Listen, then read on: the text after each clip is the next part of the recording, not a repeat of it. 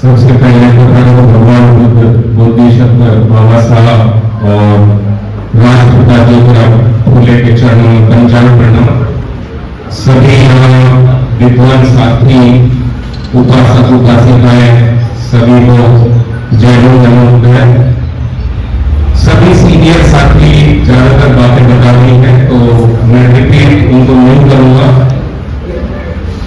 आज ज्योतिबा फूले की जो जयंती है 11 अप्रैल, तो सुबह से ही लोग मना रहे हैं, पूरे देश में मना रहे हैं। उससे पहले कुछ ही महापुरुषों ने हमें बताया कि ये भी हमारे महापुरुष हैं। पहले लोग कम जानते थे लेकिन आज ज्यादा जानने लगे। ज्योतिबा फूले की जो क्रांति है पुणे जो महाराष्ट्र में है, वहां एक जो पाखंडवाद का गढ़ था उस जमाने में, जिसको ब्राह्मणवाद कहते हैं, और उस जमाने में इन्होंने जो क्रांति की, जो पहले बता चुके हैं वो बातें मैं नहीं बताऊं। उस जमाने में जब महिला को कोई अधिकार नहीं था, उस जमाने में महिला को पढ़ाना, क्योंकि उस जमाने में तो मनुवाद ये कहता था कि महिला तो पैर की जूती है और महिला को अगर शिक्षित कर दिया तो अन्याय हो जाएगा, बहुत बड़ा अनर्थ हो जाएगा, धर्म डूब जाएगा। और इनको जब ये नहीं माने तो इनको जात से बाहर कर दिया। तब भी नहीं माने तो पूरी निया जो एक तरह से पूरे वो स्टेट होता है वहां से इनको भगा दिया, बाहर गए, फिर भी नहीं माने।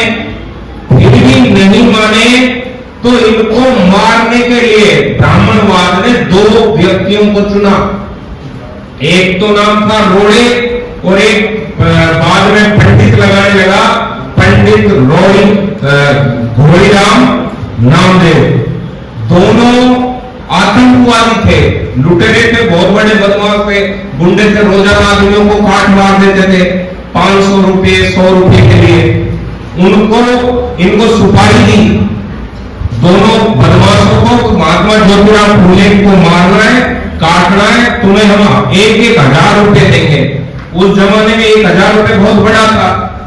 ये दोनों सुपारी लेके रात में इनके पास जाते हैं, तो जैसे ही जाते हैं तो ये अपने कमरे में पढ़ रहे होते हैं। तो जैसे ही ये जो लुटेरे थे, डकैत थे, ये गए और इन्होंने जैसे ये जाग गए तो इन्होंने कहा भाई कौन परछाई दी की? तो एक ने कहा तुझे मारना है, तेरा सर काटने आए हैं। दूसरा बोला तुझे यमलोक भेजेंगे। तो उन्होंने कहा कि भाई ऐसा मैंने तुम्हारा क्या बिगाड़ा है जो तुम मुझे मारोगे? तो उन्होंने कहा भाई तूने तो हमें नहीं बिगाड़ा, लेकिन हमें तो किसी ने भेजा है तुम्हें मारने के लिए, इसलिए मारेंगे। भाई तुम्हें क्या मिलेगा मुझे मारकर? हमें 1,000 रुपए मिलेंगे। तो यार चलो कोई बात नहीं, तुम्हें 1,000 रुपए मिलेंगे तो मैं चलो जीते जी तुम्हारे लिए कर रहा हूं, मरने के बाद भी तुम अरे काम होगा, 1,000 रुपए तो मिलेंगे, लेकिन मेरी बात मान लो, एक बात मान लेना, मरने के बाद जो तुम्हें 1,000 रुपए मिले उनसे अपने बच्चों को पढ़ा लेना, वैसे ही उनको खाने पीने में खर्च मत कर देना, अब तुम आराम से मारो। उनको एकदम से होश आया कि जिस व्यक्ति को हम मारने आए हैं वो व्यक्ति अभी भी ये कह रहा है कि तुम्हारे बच्चों को पढ़ा लेना। ये कैसा मूर्ख आदमी है, जिसको हम मार रहे हैं ये हमारे बच्चों के भले की बात कर रहा है। तो उनको एकदम से जागृति आ गई, चेतना हो गई, यार ये तो आदमी हमारे भले की बात कर रहा है और हम इसी को मारना चाहते हैं। तो वो तुरंत इस ज्योतिबा फूले के कदमों में पड़ जाते हैं और कहते हैं साहब हमसे बहुत बड़ी गलती हो गई, हमें माफ करो और अब हम जाएंगे और जिन्होंने हमें सुपारी दी है उनका सर कत्ल करके लाएंगे। तो इन्होंने कहा देखो भाई ये बदले की जिंदगी नहीं अच्छी नहीं होती, तुम अगर वास्तव में मेरा कुछ करना चाहते हो, मेरी बात मानना चाहते हो तो पढ़ाना लिखना शुरू कर दो। उन्होंने कहा इतने बुढ़े हो गए अब कैसे पढ़ेंगे, कौन पढ़ाएगा हमें? उन्होंने कहा मैं पढ़ाऊंगा। दोनों शिष्य बने, दोनों उनके बॉडीगार्ड बन गए जो मारने आए थे। जैसे बुद्ध को अंगुल माल मारने आता है और अंगुल माल शिष्य बन जाता है, वैसी की वैसी कहानी यहाँ पर ज्योतिराव फूले की जीवनी में घटित होती है और वो अंगरक्षक बन जाते हैं। एक पूरे जिंदगी भर उनके अंगरक्षक का, दोनों ने किताबें लिखी और जो पंडित भोईराम वो पंडित बन गए यानी विद्वान हो गया, उसने कई किताबें लिखी, इस तरह की जीवनी लिखी है।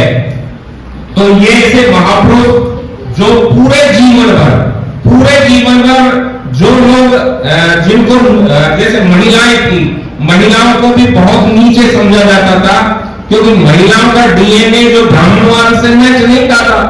तो ये मूल निवासी है, चाहे ब्राह्मण के घर में महिला है वो भी भारत की मूल निवासी है, क्योंकि जो विदेशी आए वो महिला लेकर के नहीं आए थे।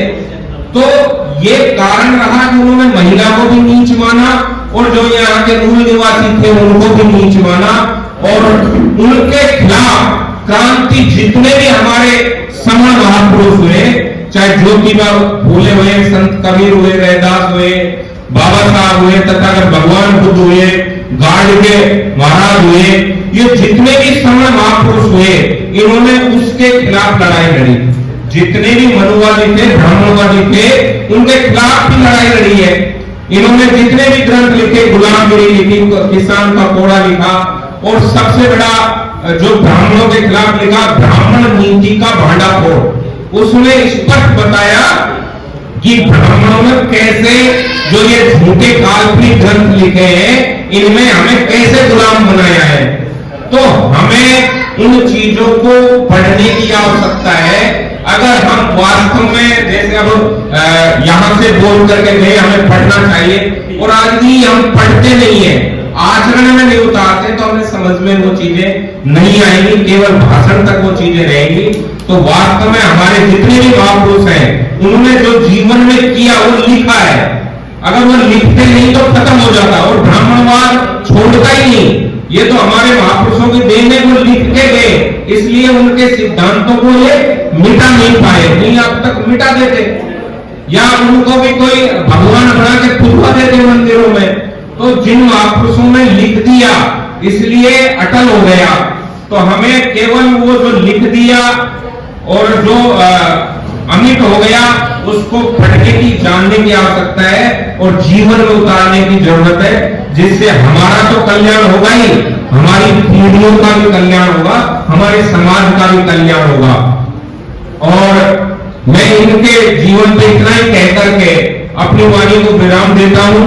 और जो आगामी 14 अप्रैल बाबा साहब की जयंती है, सभी से आग्रह है कि जितने भी हमारे, चाहे कोई कहीं भी किसी भी संगठन में काम करता है, कैसे भी काम करता है, वो उस दिन हम यदि इकट्ठा बैठेंगे तो दुश्मन वास्तव में बहुत कमजोर है, जिसको हम चाहे कितनी भी गाली बके, वो जानता है गाली बकने से वो डरने वाला नहीं है, उसकी तो एक ही कमजोरी है, उसकी तो कहते हैं कई कहानियों में काल्पनिक दाने की जान और किसी तोते की गर्दन में है, उसकी पिंजरे में है।